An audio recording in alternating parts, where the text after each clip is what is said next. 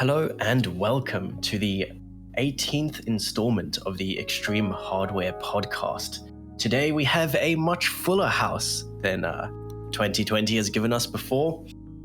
As always, we have our ever faithful, ever hooved, ever vibrant, Friculus Froculus. Ah, yes, the Froculus has come. Yes, thank you. But joining us this time, we have our newly country hick Simmons. Wow, all right, I guess we're going there. Oh, come on. He's not in that much worse a place. Yet. Anyway. And, of course, we have our motor mouth, Chris. Yeah, wow, that's a rather... That's it, that's all you're getting? I'm sorry. backhanded way to introduce me. Yeah, I stopped being sad, so I'm back. Okay, introduction 2.0. Our Starbucks-loving, scarf-wearing, babushka big boy Christopher. Yeah. Yeah, oh, yeah, that's right. Alex was yelling at me earlier because, oh god, we're recording 40 minutes late right now. Alex was yelling at me because I was at Starbucks when we planned on starting this. And all right, don't go out and cancel culture me here. I was yelling at you too. Okay, Simmons, it's different. I like you. Fair. Well, Alex is the one that signs the check, so he has to handle that. Yeah, that's true. Damn, you're right. Hey, by the way, Alex, I'm still waiting to get paid from 2019. Yeah, so about that. Sends him a $5 Starbucks gift card. Here you go. Whoa, $5? Yeah, that's not even enough for one PSL. You can get one of those little expensive coffee chocolate beans that they have at the front counter. Sorry, what? Oh, no, yeah. Do you know, I just saw this the other day. I was in a Starbucks. Do you know they still sell CDs at Starbucks? Wait, what? Dude. No, they don't at mine. I saw a Bruce Springsteen best of album at Starbucks front desk. What? Still sell them. So no, because your Starbucks, the way you're describing it, is like the Taco Bell that my buddy Dickard T has in his town, which is basically, it still has the exact same early 90s interior on the inside. Yeah, that interior looks pretty great, but that's the thing. I didn't know. First of all, there's got to be a demand for that. Otherwise, why would they still sell? Where do you even go to buy CD now? FYE still exists. It's Bruce Springsteen. Come on. Come on, dude. It's Bruce Springsteen. You made the song about being born in the USA. That's all I know about. Anyway, this is a tech podcast, surprisingly. Wait, what? Oh, yeah, we still do that. CDs, they're high tech. Well, I suppose that counts. Anyway, something more interesting than CDs being sold in your local Starbucks. Chris. Yeah, that's me. That is you. So what do you know about the RTX 2060 KO edition? Well, first of all, it's by EVGA, and it's got some really cringy marketing about how it's going to knock out the competition. Really? Oh, yeah. Are you making it up, or is it? No, it's not. Oh, wow. That's a really aggressive shroud design. That's very pointy. Also, you could say, why does EVGA have all of those embossed E's that are do you want the actual molded into the fan fins? Yeah, sure. I call complete horse. Yeah. Dung. Horse. Complete horse. Wait, is that what those are? I thought those were little water condensation. Oh, holy shit. No. It's definitely not branding, and it's definitely not about getting them to be as recognizable as possible. And it's all about creating better airflow. Yes. That's why you see, jet engines, actual fans, and, a really good example is turbochargers in cars, why they all have little E's. Oh, wait, no, they don't. No, I mean, there are some things that you can do to fans to alter the noise profile. I was looking into Noctua fans, and I'd never noticed it, but the the angle they have, like, between a lip? adjacent blades. Yeah, the lip. I mean, that's part of it. That creates some kind of turbulence, I think, or removes turbulence. I don't know. But either way, like the angle between the blades is slightly different. So two of them might be like 33 degrees apart. And then there's a different pair that's 37 degrees apart. And it makes a noise profile that is harder to hear. It's not any quieter, but it's harder to pick up on. It's a lower frequency. And Yeah. one of the ones that they or the changes that they made like maybe at least 10 years ago is the baffling they put on the inside of the fan housing. Yeah, so like I completely understand the baffling on the inside. Also, Actually, hang on. The I streaks. just stopped my CPU fan. I'm not feeling much baffling. It feels bumpy. Yes, Is that's that what he's I'm feeling? talking about. Yes. That's what Oh, baffling- okay. Yeah. Yeah, like golf ball nipples.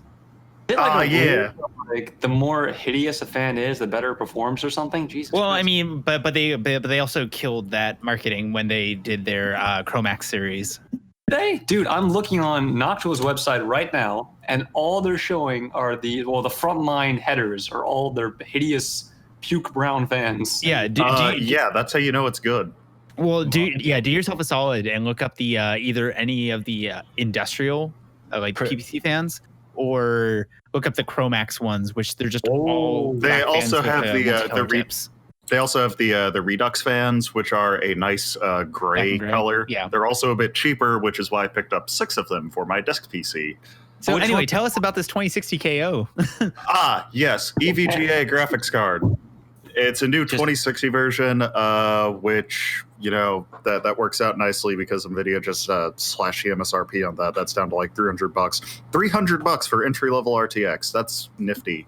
Mhm. But anyway, what's unique about it is that it is using both the TU-106 die and the larger TU-104 die. So TU-106 was used in the, or is used, I don't even know what is available anymore. That one got used in the 2070 and the 2060. 2070 with like the fully enabled bus cores, etc. 2060 cut down bus, cut down cores. So that was like the default 2060 core for a while.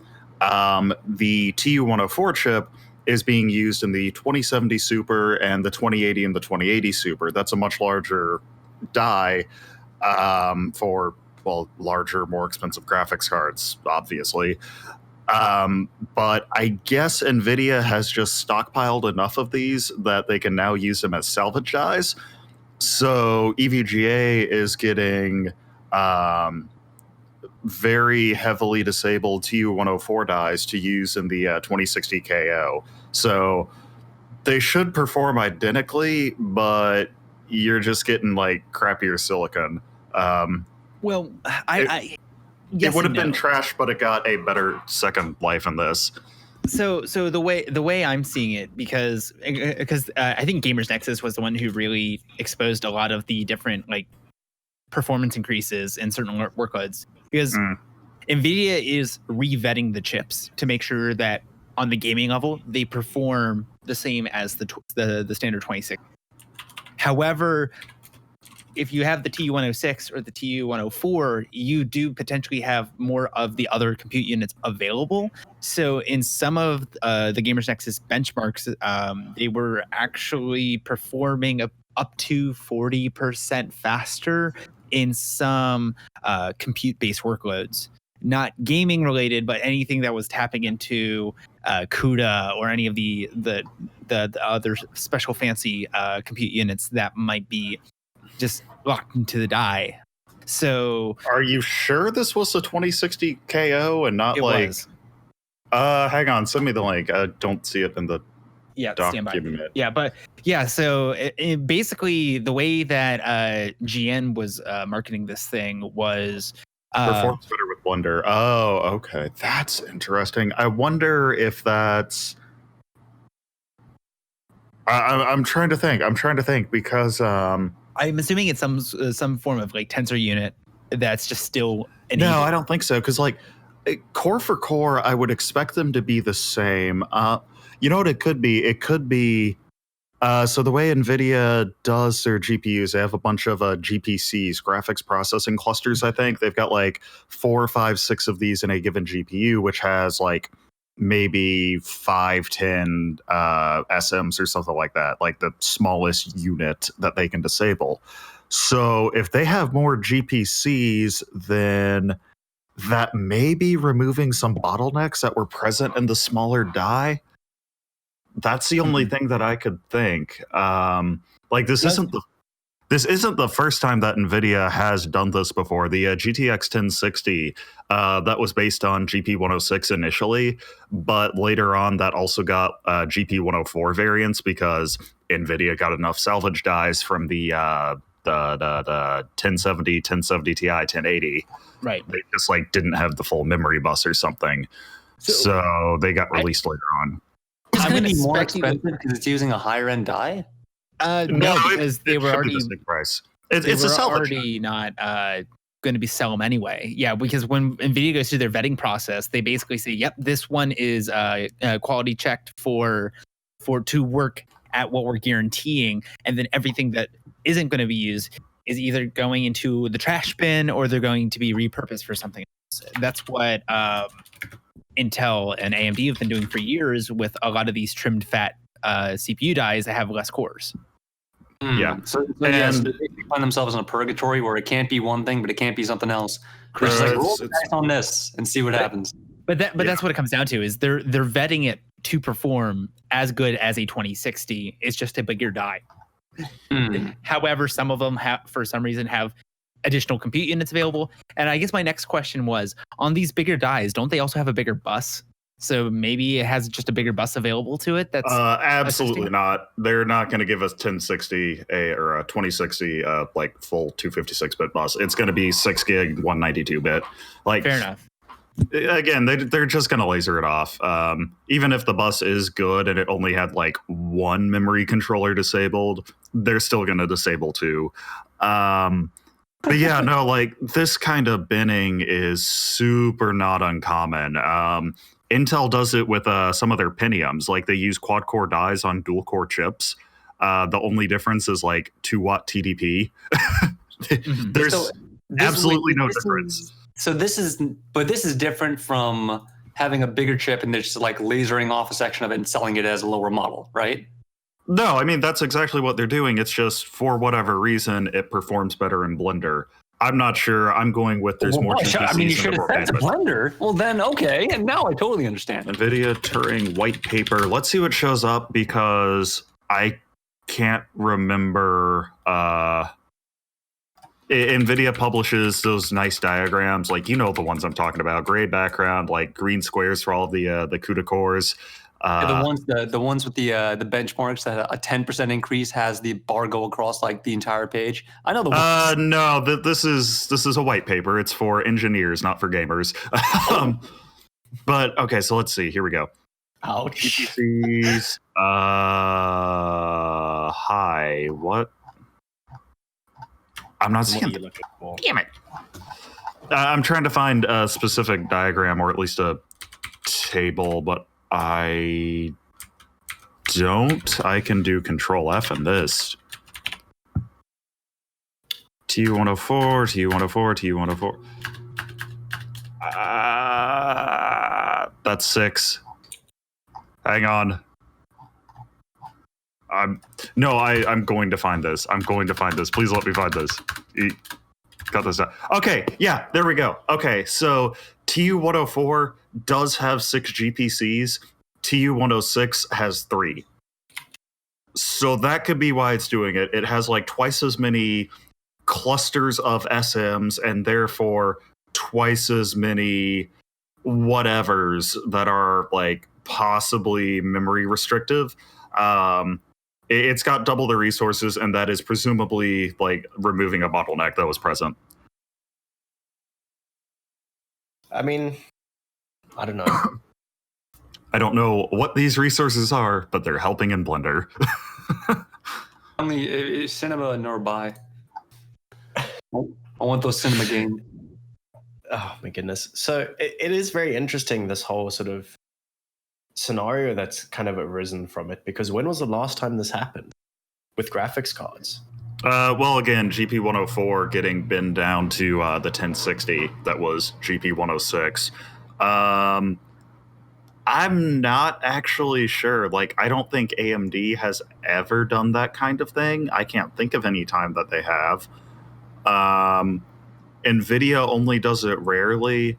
It happens. It happens in the CPU world, but there were the I can't remember which generation it was specifically, so I'm just going to use an example. But it was like these 7950s that you could flash to 7970s. I think it might have been 280s that you could flash to 280Xs. Oh yeah, yeah, I remember that. God, my favorite was the 4 gig RX 480 unlocking to 8 gigs and actually being reliable on the reference models. Yeah, they just still disabled memory and like VBios, which is ridiculous. Why would they do that? Well, because you got to keep cost. Yeah, and keep in mind, like 80 to 90% of the market is not going to bother with flashing the BIOS up. 80 to 90%, no, not even that. That's like 1%, if that. Like is not going to bother. Risk of breaking your card if you do it wrong. Yeah. Sorry, one at a time, please. Yeah. No. But if we all talk over each other, Alex gets more confused. Yeah, it's funny. Thank you, Chris. No, but basically the majority of the market is not going to be updating the BIOS, so it doesn't matter. It's just for the few power users, they got these cards this product that could just be magically better out of the box. I like the guy who tried to unlock a Phenom X4, and he couldn't unlock 2 of the cores. Only one of them worked, so he had the world's only Phenom X5. We're talking about BIOS updates. Isn't there another company that did some shifty BIOS updates lately? Oh, yes. Yeah. No. You're not allowed to describe it as shifty. They're not shifty. They're the good corporation. They're my friend. I'll go ahead and talk about this one. So changing the topic, there was a last-minute VBiOS update for AMD's 5600 XT graphic card. Basically, the TLDR is all these reviewers got the sample GPU. They had this older BIOS, and they basically went clock for clock, if not better in certain circumstances, with a 1660 Ti, if I remember right. And then in the last minute, after all of these videos have been produced and all these articles have been written, AMD pushes out this VBiOS, which magically just makes the 5600 XT faster to the point where it's now competing with the 2060. This was in direct response to the 2060 getting dropped to $300 for the founders and EVGA's KO for $300. Now, why a lot of news sites are especially ticked is because almost none of them had a chance to revise their videos before the video was published, or because a lot of these people schedule them to go as soon as the embargo is lifted. Linus Tech Tips actually was one of the most notable ones where they did the review, and then not even 6 hours before they published it, here it is. And they're all in a frenzy, but they published the video anyway, just due to internal vetting. And then there was some kickback from their community because, no, you lied, it's not using the right BIOS, kind of thing. Yeah. The thing is, because this was a last-minute BIOS update and because these things already had to get shipped out to stores, if you go pick one up off the shelf today, you ain't going to get the new BIOS. You're going to have to flash that yourself. There's no way to tell on the box because all of the old VBiOS versions are going to be floating around in the wild. And yep. And basically after this BIOS was distributed, I mean, any GPU that was produced within the day or two that this BIOS was officially or publicly published, all of those new GPUs should have the new BIOS. But there could be old stock that they have. there's no guarantee. Like unless you were to get or somehow look at the serial number on the box and you can trace it back to a manufactured date, which is very unlikely these days. It's going to be a crapshoot. You're either going to have one that's equivalent to a 1660 Ti, or you're going to have one that's closer to a 2060. And it's going to cost the same amount of money to you. And sure, you can update it, but if you break it, most people aren't. Nobody's going to update this. Like, let me be perfectly clear when I say this. AMD deserves more shit than either Intel or NVIDIA, and they don't get it because for whatever reason, the internet is in love with them because they're the underdog. Like, because you got to think about it like this: the amount of shady things that AMD does compared to Intel, it's not even a contest. So, because they've done so little shady things compared to Intel, it's easier. No, I don't mean shadiness. What I mean is really incompetence. Like this VBios thing or Ryzen 3000 and just having issues with boosting. God, what else did they do? It depends. Something they did recently. I'm going blank on it. But there's a number of things that have affected these flagline products that are just they're being praised by everybody for being the best of the best, and it's not accurate in most cases. Let's say I'm Joe Schmo. Okay, let's say I'm Joe Schmo. I'm walking to the Micro Center to get myself a new card. What am I doing? Like, what if I'm just a regular dude that wants to get a new graphics card or like a 5600 or something like that? What should I do? Well, so that's the problem, right? Get a 5700 instead, or just go RT. Just get a 2060. Like this thing performs the same, and it's only $20 less. Just get RTX for $20. Yeah, it'll be fun. And that's what it comes down to, right? It's a poor argument because Joe Schmo is going to go to the store, and because NVIDIA has been the golden standard for so long, they're going to get recommended an NVIDIA product, right? Jooe Schmo isn't going to be buying a graphics card. Jooe Schmo is going to be buying a computer. Yes and no. It really like. But in regards to the PC the PC building community, that's where the problem actually lies. Is or even if you go to the OEMs, any of these OEM systems that are going to be supplying a 5600 XT, it might have the older BIOS just because hey, it was prepackaged. There you go. Or on the custom community side, they're going to just buy this graphics card because it goes toe for toe with the 1660 Ti and not ever really get that full performance that they could potentially get because, quite frankly, for the majority of that market, flashing a BIOS on a graphics card is scary and nobody wants to do it. You can brick it. There's a chance, but there's also a chance that you can break your motherboard if you update the BIOS on that, and I do that all the time. It's like it really just comes down to how it's perceived, right? Yeah. Hey, speaking of bricking GPUs with VBios flashing, I need to fix my 280 at some point. It still works. AMD drivers just crash. I guess it's like the BIOS signatures are. It's bad. It's not good. But no, like the AMD thing, I'm actually getting some flashbacks to the GT 1030 thing. Remember how NVIDIA released the DDR4? There's an update for it. Oh wait, I have a GT 1030. Yeah, you have a GT 1030. Well, do you remember have the DDR4 one? Let me find out actually, because I didn't even check which one I bought. I just need a display output. Yeah, see, my 2500K doesn't have display. I mean, but yeah, no, there was the GDDR5 version that was initially out, and then later on they released a cheaper DDR4 version that performed worse, and the internet was outraged. Well, they were so angry about that, but like, is this not the same thing? Because the argument given was that, oh, if somebody goes and looks for a review for a GT 1030, they're not going to see numbers that match up with their GT 1030. This is worse. This is the exact same thing. The only difference is this one can be solved in software. I think the GT 1030 thing was objectively worse because it was marketed at the GDDR5 speeds, not the DDR4 speed. So you could have the GDDR5. No, it's not. It's just a variant of the card. Like it's not a matter of marketing. Like what the hell is a GT 1030? What is a GT 1030? Like categorically, what is it? it's a display out. That's it. It's but You might as well integrated graphics to that point.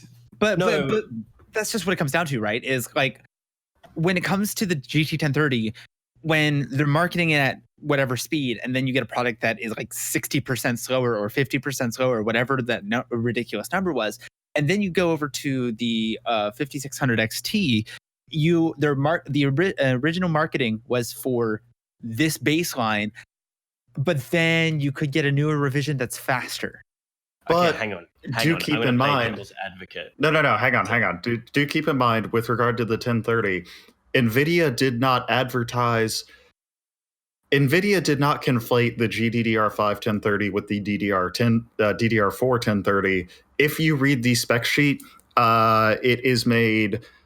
It's not really made clear, but the memory clock is listed, and it is notably lower. So that difference is there. And in the product code names, they do tend to say like G4 or something like that instead of G5. But when you're looking at the greater product name and you see just GT 1030, and that's all you know, and you could just get this crappier product, or you could get the one that you're expecting to get, that's an issue versus this one where you could get baseline product, but then a newer revision is just going to be however much faster. You know yeah, what I'm that's saying? also that's actually a lot of the defenses, because I proposed like, well, if the issue is people are going to be confused by looking at benchmarks, then are people not going to be confused by the fact that like an aftermarket card is running 10-15% faster than a reviewed reference model?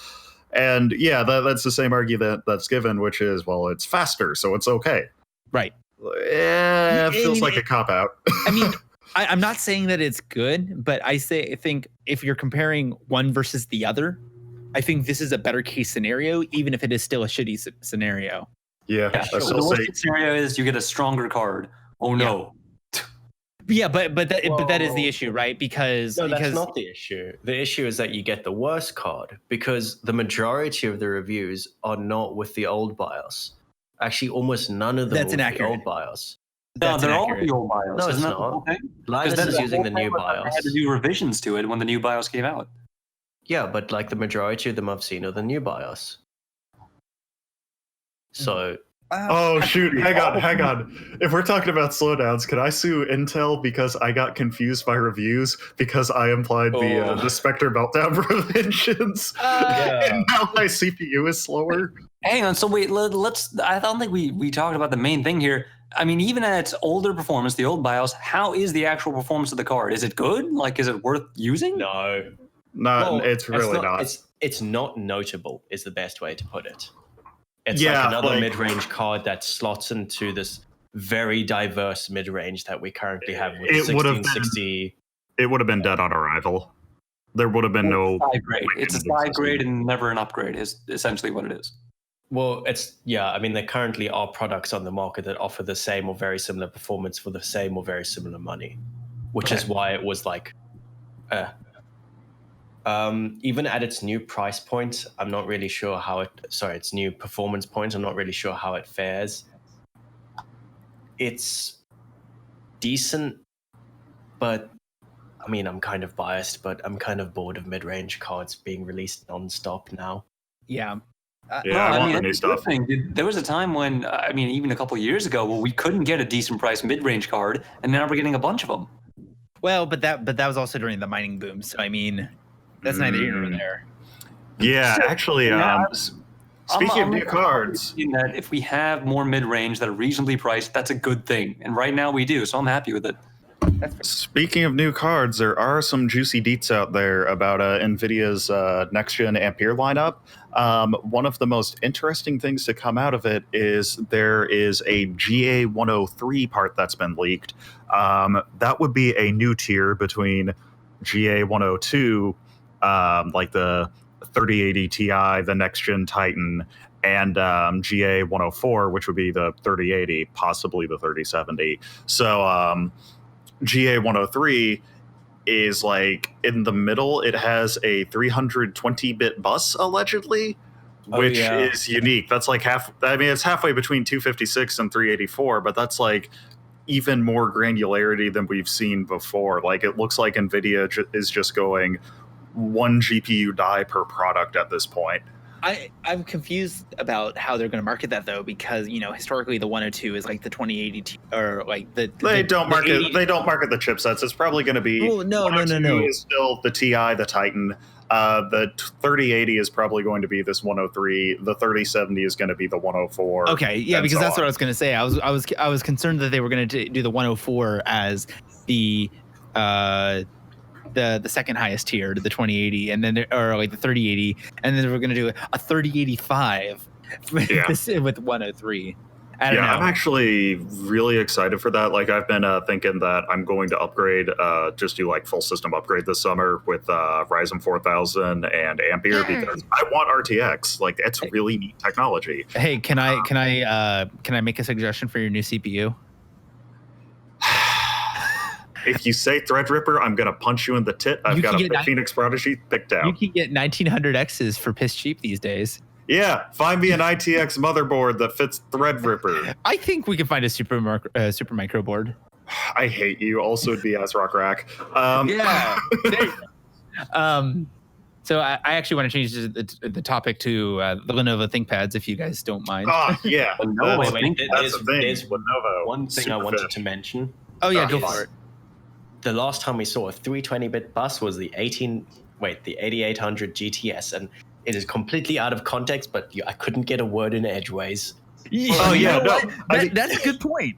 That's a great point, actually. It's a weird number, but also it makes complete. Actually, no, that's not true. There was a 5 gigabyte GK110 Tesla that got released. We're moving on now that I was proven wrong. So, what about the Lenovo laptop? It's okay. It wasn't for gamers.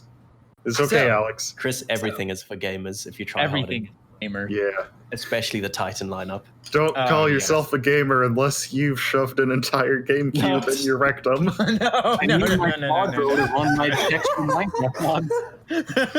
Okay, Lenovo ThinkPads, right? So what about a GameCube? No.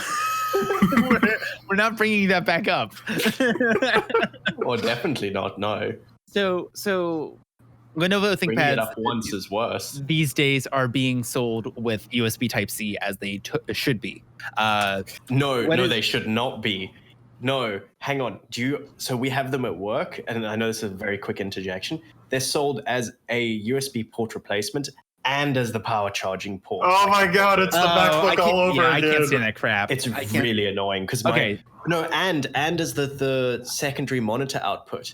So my colleague at work has to choose whether he wants to use a USB-C peripheral, use one of his monitors, or charge his laptop. Well, I mean, you're supposed to spend like $200 on a dongle, and they're all terrible. Yeah. Is that how much USB-C dongles are? Or not dongle, docking station. I don't know. Whatever. Are you talking about a hub? Because I feel like a $10 hub from like what's that one company? Frick, hubs don't have DisplayPort on them. Maybe not. It's a docking station. Yeah. He just uses a docking station. But. Right. So anyway, if USB-C wasn't being totally abused for what it's actually supposed to be for, I should say. So these ThinkPads all have USB-C on them. But what has been discovered is a lot of these ThinkPads, modern gen, are their USB-C is failing. There is a long list of, it looks like 20 different models, maybe plus or minus 5, where the USB-C will just stop working. And if you don't update the firmware for the USB driver, you will actually destroy the controller. Is this like a P67 thing where like they accidentally gave too much voltage to the South Bridge? Is it something? Well, like that? Alex, given that the common denominator here is the Thunderbolt controller, yes, it does seem like an Intel PCI Express chip is breaking for inexplicable reasons. So the models. I have no idea if you're being sarcastic. Oh no, I'm being completely serious. See, like, this it's never happened. Alpine Ridge, or it's Alpine Ridge crapping out from the looks of it, or whatever came after Alpine Ridge. It's Thunderbolt. Realtek would have protected us from this. Yeah, you're right. So the notable three models that are absolutely affected are the ThinkPad X1 Carbon, the ThinkPad T480, and the ThinkPad X390. Those are the three most expensive models that are affected by this. There's a slew of other ones. If you look up the notebookcheck.net article on this, they have a list of all the affected models. TLDR, if you have a modern gen ThinkPad, update your USB Type-C before something dies.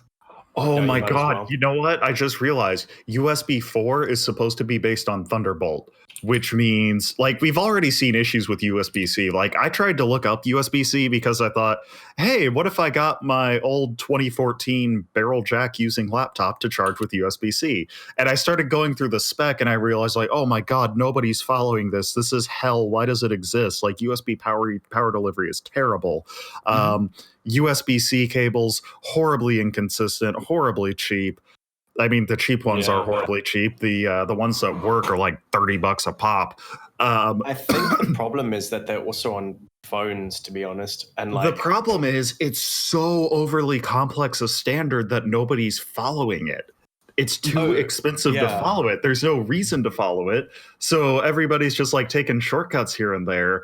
Yeah. And when you throw in Thunderbolt and the fact that like Thunderbolt is not exactly the most reliable thing in existence, USB 4 over USB-C is going to be just it's gonna be hell. terrible. Oh yeah, well, I'm not looking what I forward. was saying is like with phones, I know people won't go and buy I don't want to say the best phone cable. They're not going to buy a phone charger that's decent. They're going to buy the cheapest one. So it's a race to the bottom to make the cheapest USB-C cables, which means it's also a race to how much can we remove and abuse this. Yeah, the things that we're follow to make it cheaper. I'm not sure that I mentioned this on the podcast. I know I was talking Probably about it not, because you elsewhere haven't with been friends. here. Oh yeah, you're right, because of the big sad. Anyway, so I got some USB-C cables for my Switch. They were just like cheap braided cables off Amazon. The fact that it was a Chinese seller and just the cheapest thing available should have been a tip off, but you know, it said it could support 3 amps charging, so all right, it can't be that bad. So I plug it in. I plug the cable into my Switch. I plug my Switch into my USB ammeter so I can see if it's actually charging. 400 milliamps. It charged at 400 milliamps, which is less than could be achieved by USB 1.0 in the 1990s. And also the box that the cables came in had a warning that said cables may get hot when used for a long period of time. Yeah, but doesn't the Switch have some like weird situation going on with its like USB-C certification? Yeah, so the original Switch, apparently the USB-C specification or USB power delivery specification, I don't know, hadn't been finalized at that point. So it kind of has an excuse for not adhering to it. The updated Switch that released recently and the Switch Lite both adhere to the specification, though. I don't think that was Nintendo cheaping out. I think that was just Nintendo Immature kind of jumping technology. the gun, like an incomplete implementation of it. Well, okay. So I did want to point out one more thing about the Lenovo. They did actually have some guidelines to look out for. So it says the problem can occur after 6 to 12 months. The initial impacts will be sometimes the port will just completely fail. Sometimes HDMI video output will be unavailable. Sometimes the Thunderbolt controller will produce error messages, and then other times it just won't charge through the USB-C port. So yeah, it's basically you're killing the controller. Update your crap so the controller doesn't destroy itself. Yeah. You know, while we're on the topic of killing things, I wanted to talk about this thing that happened with HP lately. Have you guys heard about the wonderful world of HP ink cartridges at all? Oh no! What happened with that? Oh wow! Check this out. So one thing that I know about HP, and I hate HP, but I have to use them because you know HP is the only one that make decent printers nowadays. So a while ago, they had this policy, and I think it's still in effect, where if you had a third-party ink cartridge and you used it in an HP printer, it wouldn't work. There was some kind of DRM. DRM in the printer itself, where if you put a third-party ink cartridge in there, it wouldn't work. Now that has since been defeated. Like I think just like somebody put a piece of tape over it or some part of the cartridge, and it was fine.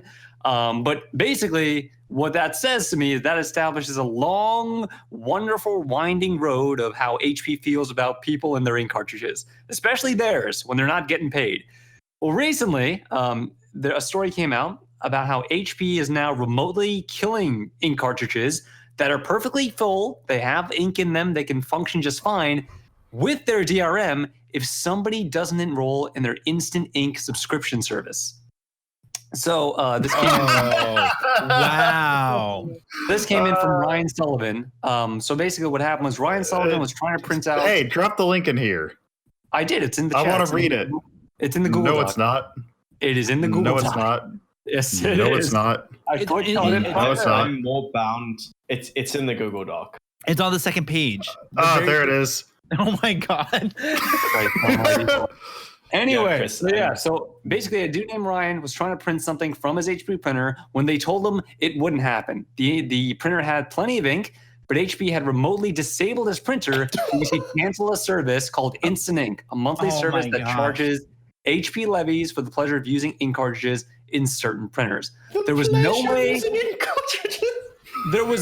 to print with this cartridge unless he got a message. The message said, cartridge cannot be used until printer is enrolled in HP Instant Ink. So essentially, now it gets worse because not only could he not do that, but if you stop paying for the subscription ever, like at any point during when this happens, you cannot do anything with it, even if it's a cartridge that has full ink inside of it. I think that the best part about this is that even if you paid for it for the month, the second that thing lapses, you can't do anything. Have you ever thought about how we just live in hell and how every single company is now moving to whatever as a service? Because if you buy something once, that only makes them money one time. But if you buy something, It's not enough. Infinite money. Yeah, it's business as a service. Well, so I'm actually kind of curious about that because I know this is on specific printers, but like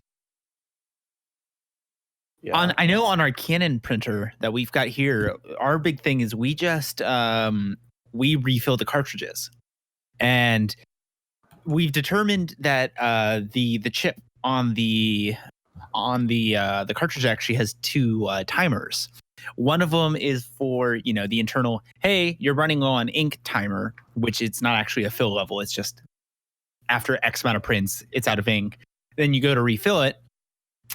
And then you just hold a button on the printer and it just magically works for like a good 3 more refills. And then midway through the fourth refill, it'll just stop working entirely. So it's like one of those crane machines at the arcade where after every like 200 plays you can start actually win something with it. Yeah, exactly. Oh yeah. Those have they have like a counter that tells how strong the magnet should be in that particular pickup. So, well, if the magnet isn't holding the claw closed strong enough, it's just gonna slip out and you almost got it. Sorry, kid. Oh no, Dave and Buster's got paid. No, I think the funny thing about this, I wonder if there is a way to sort of like, if you're just not connected to the internet and you try to print, will it work then? That's what I want to know. Probably not. It'll just say, sorry, this printer needs an internet connection because we live in hell. Yeah. Oh God, there's no way. Do you actually think? Well, it's HP, of course they do that. Yeah, I was gonna say, they're gonna do that. I've come to a conclusion that when I eventually need to purchase a printer, I'm never going to buy an HP product. Well, I'm really tempted. HP printer I'm going to buy, and that would be the HP 8600. The HP 8086. No, basically, the HP 8600. Yeah, it's an old printer, but those things have been deployed to absolutely everywhere. Alex, that's the key. Rock solid. Alex, that's the key. It's an old printer. Yeah, before they had that's what I'm DRM. saying. Like, if I'm going to buy one, I'm going to buy one then. And the reason that it's that one is because I know like a whole bunch of huge businesses in the UK have them, and they're just if businesses who mainly their job is around housing lots of children who also use said printer, and then those printers didn't even break then. It's a pretty good printer. It's pretty yeah, children are little demons. Well, I was looking over the latest top printer benchmarks recently, and I recently discovered that was a word that the HP OfficeJet Pro 9015 is the best printer that you can get on the market right now. I mean, according to the benchmarks, I'm looking at the benchmarks. Which what one? They're saying. I'm looking at the Popular Mechanics benchmarks right now. I've got to get my dad's LaserJet 4 fixed up. Like, there's an issue with the toner ribbon or something. Like, it's leaving lines in the middle of pages. But like, that thing's 25 years old, I think. And is it like a dot matrix printer? No, like it's a LaserJet. It's a laser printer. Like, it works. It just works. It doesn't throw a fit. Dad had to buy a parallel to USB adapter so he could use it with his probably serial though, right? Not parallel. No, parallel. It was too chunky to be serial. Oh. Now, I'm looking at some of these benchmarks are sort of disappointing. I'm looking at 22 pages per minute. I mean, that's not good enough, man. I got to overclock my printer and get at least 26 pages per minute. This is pathetic. No. See, what you need to do if you really want just a fast printer is you need to go to like one of these like big corporations that's just closing down and get one of those tower laser printers. Dude, yes, I want one. One of those fridges on wheels. That's what you need. No, exactly. Seriously. If I needed a printer, that's what I would get. Even if I only used it like maybe, I don't know, once a week, I would totally go for an industrial printer and just like shove it in a corner somewhere. Well, in that case, you should go for one of those newspaper printers. Those things are like 10 tons. Here's the thing. If you guys want to have some really good deals on any sort of office supplies right now, there's a company called WeWork that is shutting down everything. Go down there, get some. Dude, I got a really great Herman Miller chair from an office that was liquidating. Oh my God. For like $100, it was the best thing ever. That chair retails for like $500. If you want a good printer, go to a WeWork office, get it, and save a bunch of money. Yeah. I don't know how WeWork exists. I don't know how it exists anymore. Silicon Valley invented rent seeking, and then WeWork happened, and it's actually really bad.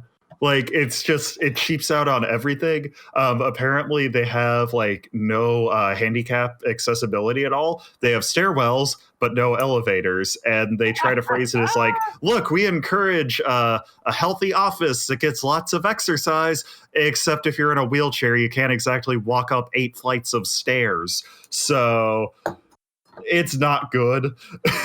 Also, God, do you guys remember a few months ago those guys who like got locked out of their office because an umbrella fell in the door track?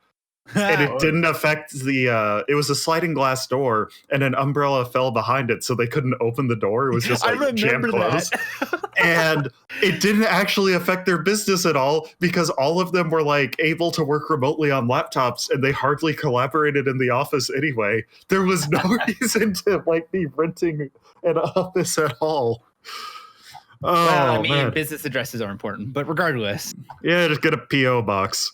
So I speaking of just random products, I want to do this quick topic real quick because I was excited for this thing, even though it was just a silly piece of plastic.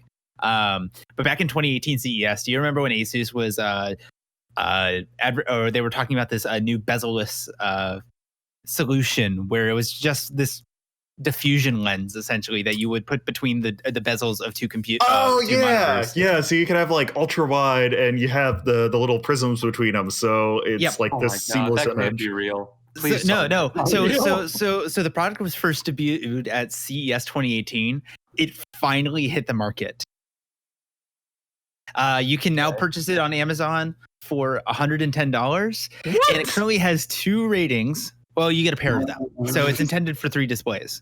But you can get a pair of them for the whopping steal of $109. Sweet Lord. But no, it was just like this was one of those weird products that all of the tech sites were they were like, yeah, this is a thing. It's kind of neat. We don't understand why you would actually want this, but hey, here you go. And now it finally exists. There's one use for it, and that's if you have a triple monitor setup that is within those specs, and you use it for sim racing. because you won't see the bezels like in your direct vision. You'll see it in your peripheral vision. So you don't really need to know the details on it. Sure, that's useful. Honestly, that. it seems like the ideal use case would be running PlanetSide 2 in NVIDIA surround mode. Planet Mans. I need to go back to playing that. See, the problem I have with this diffusion thingamajiggy, as soon as you need to actually look at anything that's going to be blurred out by this, it's going to be horrible. Oh, and sure. Yeah, it's so. I mean, I still think it's a neat product, and I think your use case of the sim setup is perfect because I feel like in a lot of the sims you might be able to customize the UI just so it sits where I feel like you can. Yeah, I feel like VR kind of mitigates the need for ultra wide monitors, or not ultra wide, but like multi-monitor setups. Yes, but no. So a lot of people don't like VR for endurance racing and sims. Because like literally 24-hour races, you won't be in the seat for 24 hours, but you will be for like 2 hours, and VR is it can be tiring or not enjoyable for that period. No, that's fair. Yeah, I can see that. People just don't like it. Like people who definitely have the money to get it, like Lando Norris, just prefer doing triple monitor setup. Yeah, and that would definitely work better with something like a racing sim because it's a racing sim. You're in a virtual car and you have virtual windows. And unlike the Planet Mans, the racing sims actually do have good support for like a triple monitor surround setup. Oh yeah. Yeah. Like they all do. It's really interesting. The only reason why I mentioned Planet Mans is because I used to run PlanetSide in surround mode. It's just like, hey friends, look at this cool thing my computer can do. And the issue that PlanetSide had was, for some reason, when you enabled surround mode, if you looked at certain angles and you were inside of a car, it would just start polygoning very strange. So like if you were in like one of the buses that had the tailpipes that would stack up out the back, it looked like the tailpipes were just bashed in with a hammer. So that was kind of funny. Fun times. So I'm reading the reviews on the Prisms on Amazon, and one guy says it's less compatible than you think. This kit requires that you arrange your monitors at a specific angle, in my opinion, to acute for comfort. That's fair. If you have your monitors on a mount, you may be unable to use it. Requires that the casing for the monitor should be somewhat thick. The arms on the clip stretch out very wide, which is nice, but they don't hug all the way in. So if you have a very thin monitor, this will not work for you. Okay, Jeff, you're an idiot. Just get like a block of wood or like a sheet of plywood or something. You're talking a 1/4 inch here. It's fine. Yeah. It's fine. Just have something under the clip. Like, but you know what, Chris? I would make a parallel argument to the people who aren't going to BIOS flash their GPUs. Yeah, well, they're nerds. Do that kind of stuff. They're nerds. If you don't look at it, it's not even voiding a warranty. Oh, the richness of that statement. It's not even voiding a warranty. Like you're adding a block there. Come on. Who here actually has 3 monitors that are the same? I've got my dad's. Wait, 5 to. Do? No, sorry. My center monitor is different, but my 2 side ones are the same model. That doesn't count. Doesn't count. Everyone I know who has multiple monitors, they're all different. I've got my dad's old at different times for different reasons. That's true. Chris, you can speak now. Yeah, you said you were talking this podcast, but it doesn't sound like you are. So I've got old 5:4 like square monitor. Pulled that out of Dad's closet, and he said I could have it. That came with his Vista desktop. I've got my 900p portrait monitor. I was going to use that in a custom laptop, which never ended up happening. So I repurposed it for just like a dedicated Discord screen. It's also really nice for reading PDFs on. And then I've got my primary ultra-wide monitor. And I have a question for you, Chris. Yes. That 5x4 monitor. Was that the same monitor that you were setting to a custom 1080p resolution when you were doing certain live streams? Oh. I might have cheated with that just so I could get the display to work like that, because it doesn't matter. The GPU thinks it's 1080p and OBS thinks it's 1080p. Yeah, I distinctly remember you struggling with that a few times. Yeah. Because just some days it worked and some days it didn't. And it's like, this is the most crisp thing that I've ever heard of. Yeah. I'm sorry, Alex, what is this? Oh, that's an 8 monitor setup. Yeah. I dig it. Oh, that's a lot of screens. No, but that's all doing different things. But that's an excellent point. Or I just think it's funny because like I know lots of people have two monitors, and it's generally I've bought this monitor that I use for my primary, and then a secondary monitor that I have no idea where I got it from. It's terrible, probably from before 2005. All it is for Discord or YouTube or whatever program you want to use, right? I will say though, now that I bought a third monitor, which is also 27-inch, it's really nice having two monitors that are similar. Yeah, imagine that. So my secondary monitor before the one I have now was a 2002 cinema display. Okay. Oof. And wait, was that the one you squished the bug under? No, that was my primary monitor, Chris. Oh, it was even worse than that. Okay. Yeah, that was a horrible moment. I've spoken about that on the podcast before. Yeah, because I brought it up. Yes, but no, that was a 2002 cinema display. It retailed for a lot at the time, but like the great thing about that is I didn't have to worry about like night mode or flux or whatever before night mode, because the CCFL in it was so damaged, it was just yellow.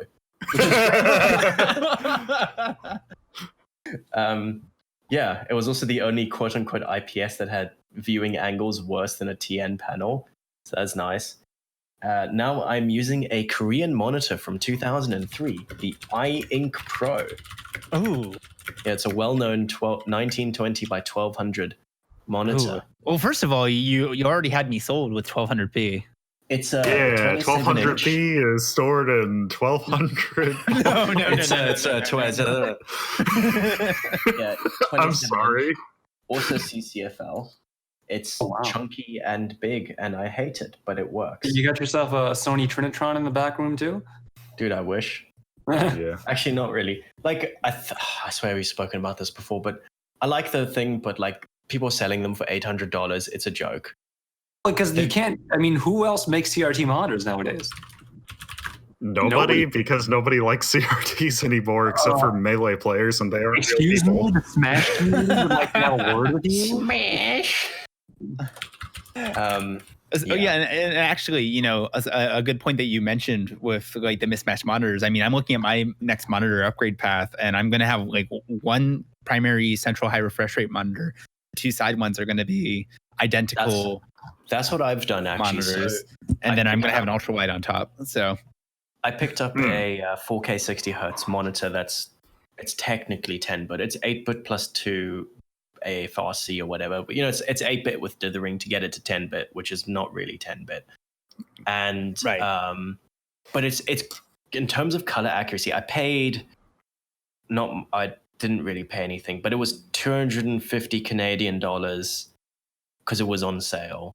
Yeah, for 4K 27-inch 60 hertz, whatever.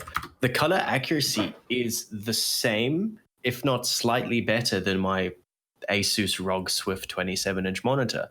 It's fairly decent for what it is. And that being said, I still prefer playing games on a high refresh rate monitor that is 1440p over 4K. I agree.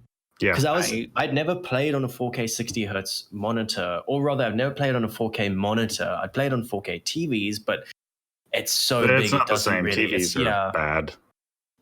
But I was like, okay, maybe because it's going to be like high PPI, and I do love the high PPI, that it's going to be really good in games. And it's like, no. The only games that I do prefer it in are some RTS games or maybe RimWorld, because it actually scales better and you can see more. Mm-hmm. But everything else, I always just default to the high refresh rate monitor because it makes a bigger difference. I saw a lot of people setting up like racing rigs, and they said using a curve monitor totally changed the immersion. Like using a curve monitor. No, VR changes the immersion. It's the biggest game changer. A regular one. No, VR. Yeah, I was gonna say that's the thing though, Frick, is like, and you're absolutely correct. If you're going from like a traditional monitor setup, then sure. But then you go from traditional monitor to curve, that is a big step up. But then when you go from a curve to the full immersion that VR gives you, it's night and day. I was about to return my Oculus until I played a racing sim. Hey, I would just like to say I need to get a water beverage. I'd just like to say, Simmons, if you put all of your monitors in a line and you make it really wide, you can have a 69:9 aspect ratio, and that's funny. It has 69 in it. Yes, you know what? I'm going to do that now. Okay, while Chris gets a water beverage, let's talk about something that he has no opinion on. So, Okay. I like how you're trying to guess what I was going to go to. Nothing crazy. Shall we talk about Linus's, not clickbait, but his rant. airing his thoughts about his 10 million sub. You know, the live stream he does when he gets those milestones. Yeah, So, let's go for it. Do you want to introduce it, or yeah, I'll talk about it. So big milestone for Linus Tech Tips. Their primary channel just hit 10 million subscribers. Huge milestone for them. Personally, congratulations to them. But as per Linus's tradition, every time he's hit one of these major milestones, he does a one-on-one kind of like conversation live stream with the audience. Well, this one was a bit different because he was a lot more existential. I would say. Yeah, a lot darker. What is he like that? I wouldn't say darker. I would say he's more like honest. Well, not honest, just more like open. He was just very like aware of like the reality of his situation, and then putting that things into perspective. He first started talking about how he's been hiring all these individuals over the past few years to build this basically autonomous system of a team where he's just there to be the final step of approval, the final editor, and then the face of the company, right? But now it's more so changed a bit where he's now featuring a lot of the other employees in their own just videos, and the audience has been receiving it pretty well, so he's fairly happy with that. But then one of the big ones that he started talking about was just how work has been affecting his personal life, and just not being able to spend a lot of time with his kids. How he kept promising to his wife that after the first kid I will take up more time off of work, and now after the second kid I'll take more time off of work, and so on and so forth, and snowballed. I don't want to go into too many details because it was a lot of really personal information, but I think it was a really fascinating look into basically the face of one of the biggest tech review companies on YouTube. Oh, it's the biggest tech review channel on YouTube. Oh, 100%. Wait, it's not. No, because I'm pretty sure. But in terms of influence, I would say it is. Yeah, because MKBHD, is that his channel name? Yeah. I think he has more subscribers technically. But there's also like Hardware Unboxed, I think, that has more. It's like they're like the third in terms of subscribers. It's not really the point though. Yeah, but he's basically the face of the PC Master Race community. Well, I mean, I hesitate to call them a community, but hang on. So, out of interest, just going back to it, Simmons. Yeah. I found it actually one thing, because I know I watched it live and it was kind of interesting. One thing that I found interesting to think about is, I'm sure you would have as well, is when you first started watching Linus Tech Tips and how it's completely changed. Like, I still remember him doing like, hey guys, I'm going to do his whole unboxing. Oh yeah, the outdoor unboxings. The outdoor unboxings, like, and when he was still with his terrible camera with the terrible transitions and like working with NCIX and stuff like that, how it's completely changed and stuff. And it's been more than 10 years. It's been what, like 13 years, isn't it? Or something? Or more 12 or less. years. So what I found quite strange is quite a lot of people were like, oh no, please don't retire, whatever. It's like, actually, yeah, no. Wow. The oldest video on the channel is called Undisclosed AMD Processor at 3.6 GHz, and it's AM2 Plus. Yeah, the most popular video was a review of a fire truck. A big red fire truck has like 55 million views. Oh, it's not that much, but it's but yeah, it is still his most popular. It's something insane, yeah. I love it. He put electrical tape on his monitor. That's it was hilarious. Pretty funny. I remember watching that one. Yeah, I think it's, you can kind of see as well, like the way he's been positioning Linus Media Group rather than Linus Tech Tips in the past few years is that those people can take over, that the business is a business and it's not him. With everyone else essentially. The very first thing he does in his very first video. Chris, we're trying to have a real talk here. Oh, sorry, I zoned out. I'm watching Vintage Linus, and okay, Chris, you watch that for a bit and amuse yourself. No. Okay, then don't.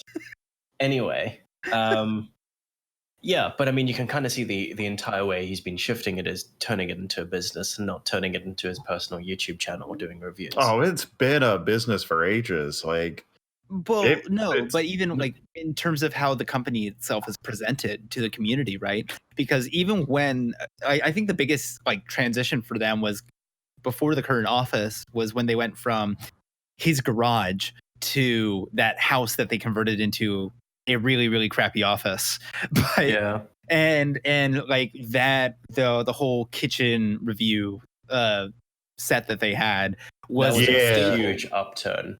Like that went from, hi, I'm X reviewing Y in my house to we're a company. That was like the big professionalism upgrade as well as hiring like a bunch of, I suppose, cinematographers, you know, people that really know their stuff with camera work and filming, editing and shooting and stuff. And it just went crazy. Mm-hmm. So if the guy wants to retire, then go for it. And that was the other thing, right? Like he was absolutely just venting and he was very emotional in that video. And then a lot of people were like, no, Linus, don't retire, like you said earlier. But then, you know, a couple days later on the WAN show, when they were talking, he's like, I'm not retiring yet. But I'm putting it out there that this is absolutely on my mind and it's going to happen at one of these days. Don't be surprised. It's kind of the way I see it. And I honestly think that his decision to do so now is fantastic. And I know he's emotional about it because he said it himself. He has what he considers the best job in the world. He loves everything that he does with the job. But I think when he does retire, he won't retire. I think he's just basically going to say, I'm not going to be on, like, don't expect me to be on like every third video or whatever. He's going to be on like 1 out of 20 videos, you know, just because he feels like it or he wants to do it. Maybe the WAN show exclusively even. Yeah, but I think he's just going to go from like presenter, host, and CEO to CEO and occasional presenter. Yeah, and I think he's just going to take a massive step back. Yeah, because I mean, the guy just quite literally said in the video or in the stream, he wants to spend more time with his family, and quite frankly, he has every right to do so now that he has 2 or 3 kids at this point. Yeah. So, I mean, he's barely 30. He's like 33, right? So I think given all that he's already accomplished, someone who's in his position, who's been creating for like at least half of his life, you can't just, I don't think, even if he wanted to not make anymore, I don't think he's like capable of just not creating something. Because when you've been, like I said, more than half your life been making videos and creating videos and making stuff like that, you don't just switch it off. You maybe you reduce the amount you do, but you don't just, I'll put you like this. There's never going to be a day where Linus doesn't make videos. You might not make as many. And also there's just like, once you get into like a really big company, ironically, you kind of lose freedom to do stuff. Like but people are expecting Linus Tech Tips to be certain things. If he wants to go on and do like his own thing on his own, he's got the freedom to do that now. No. I think the more accurate perspective is he wants to. He said that he doesn't have time anymore to get enthusiastic about the latest and greatest tech like he used to. He gets excited about the stuff that's presented to him by his editors and the writers. Oh, I gotcha. So he wouldn't even be like. Yeah, he needs. He's meant to watch striving for that mental separation, so he can get enthusiastic about dumb projects again. Like he like something that he said on the WAN show is like, yeah, I just want to go flash a random BIOS onto a graphics card and see what happens. Just hey, it might break, but it's going to be funny. Kind of thing. He's just a big nerd and he wants to be able to do that again, and I don't blame him for that. Yeah. So I mean, I thought it was a really refreshing video, and I was like, yeah, no, this is 100% valid. Good for you, guy. Yeah. Moving on to other relevant things, we might as well talk about the Kung flu. I don't get it. Oh, Okay, it's okay, Chris. You don't have to get it. We won't explain it to you either. So, I mean, what is there to introduce? Everyone knows what this is anyway. Yeah, we're all gonna die. If you don't know what this is, well, that's worrying as well. Basically, you know what swine flu was? Okay, this is 2020 swine flu. Yay! I got moving that. on. I got the swine flu once. I did too. Yeah, but don't. I'm looking at the stats right now for how many people have been affected by this. It's over 5,000 now. I thought you were going to say over 5. Yeah, I mean, technically that too, yeah. I was going to say, do you have any interesting stories related to your swine flu incident? Because I sure do. I got sick and then I got better. Well, I contracted the swine flu for senior prom, and when I told my prom date that I couldn't go, no, it was junior prom or something, but it was like when I told her I couldn't go, she was like, "Well, if you didn't want to go with me, you should have just said something." It's like, "No, I'm quite literally quarantined at home with my brother," and she's like, "Oh, okay, I understand." Is that a euphemism for? No, the doctor quite literally gave me a doctor issue. You are not allowed to leave your house. Oh, Jesus Christ! For like 5 days. They said you can't. Doctor can't tell me what to do. Wait, so okay, here's the thing about this coronavirus. I feel like there's a lot of like misunderstanding of what it is. The scary thing about it is not how infectious it is, which is incredibly infectious. It's the fact that it can be dormant for like 2 weeks and just incubate for 2 weeks and you won't show any symptoms. That is the most terrifying part. Because then people just like walk around and like travel and cough in people's faces and stuff, and then like nobody knows. Yeah, welcome to evolution. It evolved to be contagious, and it's going to be contagious that way. It's like, oh yeah, symptoms don't start, but we're contagious for a little bit beforehand. There you go. That's effective.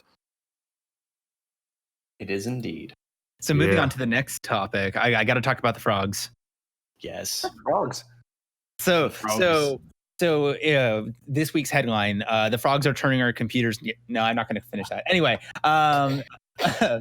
scientists have been harvesting stem cells from frogs, and they have engineered them to function as an organic computer. So we have a.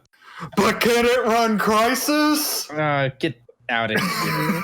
I mean, I don't think the use case was. No. I think they use this little computer to control like a little robot or something.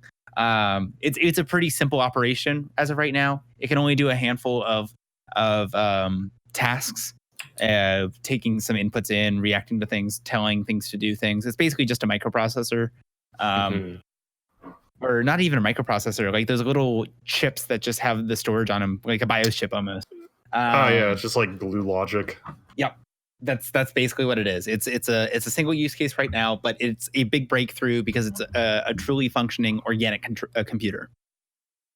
I don't wait. How are these even robots exactly? I don't think they're computers. They just move autonomously. They are. It's just a logic chip essentially. Hang on.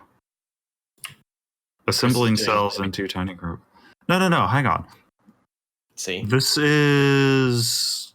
I mean, first of all, it's mainstream news reporting on science, so I don't trust it on principle.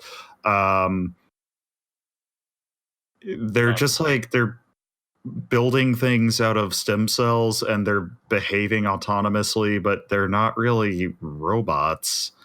No, the cells themselves are not robots. They're being used. They used a batch of these stem cells to be able to control something. Yeah, what are they controlling though? I'm not seeing this in the article at all. Hold on. Let's move on to the next topic, and I'll find the information. No, because I gotta find this, and I don't want to be proven wrong. Okay, Frank. What do you think about cashless businesses in New York? We got a bunch of those here in the city in Chicago, and it's the dumbest thing I've ever seen in my life. So, what do you think about New York City banning cashless businesses? It's an objectively good thing. There's not really much to it. Like, I mean, just ignore the privacy implications of being forced to use, a card-based payment, because now a third party, like, oh man, you went to such and such's diner on this date. You spent a lot of money there. I don't know. There's probably real world consequences for that. I'm sure a health insurance company would love to get that information so they could know if you're going to like die of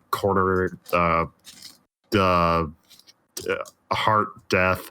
But yeah, no, it's just lots of people don't have cards because they don't have permanent addresses, or they don't have bank accounts, or they can't get a credit card, or etc. Banning cashless businesses is a good thing. If you look at the trend and how everything is going right now, New York is actually like the 4th or 5th state or city to actually do this. San Francisco did it, Philly did it, a bunch of other cities did it. It's so, like, it's interesting to see now, because if you're in a position where there's like burger shops, there's one burger shop, I think it's called like Epic Burger, and they will straight up not accept cash. I went in there a couple of times. I had mad stacks to spend. I had rolls of pennies and whatnot. They weren't happy. Well, I feel like the pennies may have been the cause, but I digress. Isn't there like some law that says a business has to accept legal tender? A business to a reasonable degree, but you can't just like go to McDonald's and shove a shoebox full of quarters at them and expect them to I've paid in change before at all places. I was gonna say, you can do that with like a bank or the IRS, but you're not going to do that with a private business. When I worked at a Popeyes, we had a guy buy a $20 box of chicken with quarters. It's fine. Quarters is fine. Quarters is fine. They start whipping out like nickels and pennies, and you're like, quarters are 25 times better than pennies in this regard. That's but like, true. no, it's not. As I understand it, there is no legal requirement to necessarily accept like just obnoxious amounts of change. Yeah. Unless, because the money has on it, good for all debts, public and private. So you can, sure, whatever. You got stuff for the bank, you got stuff for the IRS. Who cares? You can pay that off. But like Joe Schmo's mom and pop store, there's no mom anymore. It's just Joe Schmo because mom died. It's just pop now. He doesn't have to accept like your shoebox full of assorted coins because you're just kind of being a dick, aren't you? Some of those shirt buttons in there are probably worth 2 cents. Hey, this is whalebone. I don't know what you're worth at least 15 cents. Perfectly good for Scrimshaw. I looked up of going cashless, like why some businesses would do it, because there's a lot more businesses that are doing it. Apparently, there's 5 reasons for why you want to go cashless. The first one, faster services checkout, which is just objectively not true. I don't see how that can be the case. If nobody's using cash in the first place, it's like as fast, unless you're avoiding one button press. Yeah, I mean I was going to say half of those chip readers that I use in fast food restaurants are slower than it takes for me to whip out $7 and change. So then the second reason they have is easier financial management and reconsolidation. Oh, that sounds like I'm a business. I want a min-maxing. Yeah, I mean that's technically not inaccurate. Reduced risk of theft. I don't care about number 2 because that doesn't affect me. Reduced risk of theft. Who cares? That's what insurance is for. How is that affected by the payment method? They're already coming up to the counter to pay. I don't understand that. Frick. If I pull a gun on you and I tell you to open the cash register, how are you going to do that if you have a cashless business? I'm going to lean into the guy. I need to point it to me. And then I'll rob you, and then I'll wait 10 to 15 minutes for the transaction to confirm, and then I'll leave. Oh, yeah. Yeah, good call. Okay, so real quick, I want to go back to the last topic. So my apologies. I misquoted. Chris was right. There was no actual robots involved. What that article was actually about is it was a computer engineered cell that was designed to perform a way that the scientists intended them to perform. And because it's totally man designed and autonomous, they're calling them robots. Yeah. Oh, what is this nonsense? There are interesting ethical questions about the moral status of these xenobots. At what point would they become beings with interests that ought to be protected? They're frog cells. They're not even neurons. It's like it's a heart cell and it beats, and that's how it does locomotion. That's going to be like moral significance only if they included neural tissue that enabled some kind of mental. Oh, that's the thing I said. Such as the ability to experience. Yes, organic robots that can feel pain. Well, you know what? I would say that's a good comparison to people starting to get all mad about like lab grown meat when that starts becoming a thing. Yeah. And, hey, like, here's the cool part about just speaking of like meat alternatives. Fun fact about the Impossible Whopper: it has less mammalian estrogen in it than a regular Whopper. It's less likely to turn you into a girl. Phytoestrogens are not mammalian estrogens, and mammalian estrogens are in beef. Just throwing that one out there. Okay. Well, moving on from whatever that mess is. I'm just thinking about funny memes. No. Yeah. Yes. Okay. So, Chris, while you think of funny memes, I think we are going to call it a night. So, thank you. Wait, everyone. hang on. New year, new chickens. Okay, Chris, please can you keep your memes to yourself? I was going to say, Okay, no chickens out of this time. week. Okay. We're out of time, Chris. So, thank you, Chris, I guess, for joining us. Thank you, Simmons. Thank you, Mr. Horse. Thank Wow. you, everyone else. No response. And big shout out to Craig. Craig is a loyal listener. Our most loyal listener. He's the best listener. Anyway, thank you and good night. Goodbye. Say goodbye, Chris. No. Bye-bye. Chris. No. Chris. Fine, Chris. goodbye.